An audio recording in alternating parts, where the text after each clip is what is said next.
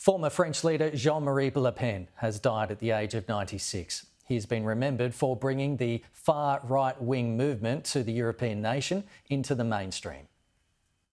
Jean-Marie Le Pen was variously loved, hated and feared.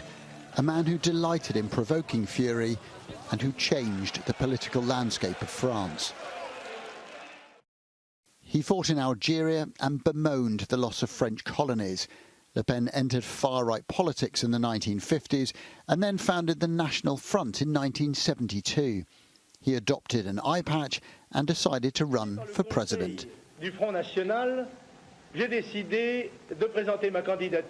got less than 1% of the vote. But his party grew in the 80s, benefiting from an economic downturn.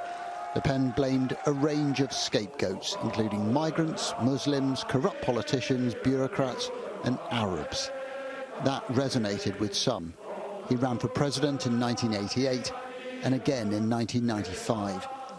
But in 2002, his greatest success, runner-up in the first round of voting, he went into a runoff against Jacques Chirac. But France united against Le Pen. He was beaten by a landslide. His views inflammatory. Le Pen said the Holocaust was merely a detail of history, and he was convicted multiple times for inciting racial hatred. He assaulted a fellow MP in the European Parliament, said AIDS victims should be kept in isolation, and complained that France's World Cup winning football squad contained too many non-white players. He stood down as party leader in 2011, succeeded by his daughter Marine, who tried to soften the National Front's image. She changed its name, but her father's shadow has always lingered. His impact is still very great today. It's not just Jean-Marie Le Pen.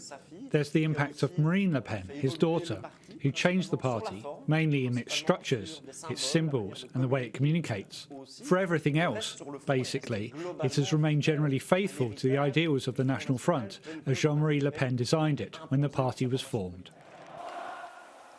Marine's popularity eclipsed her father, and in 2015, Jean-Marie Le Pen was expelled from the party he had founded.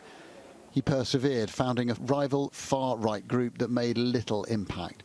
But still he campaigned with an energy belying his age. Jean-Marie Le Pen maintained that France was for the French, and he never backed down. He was the catalyst for the French far-right to move from the margins to the mainstream.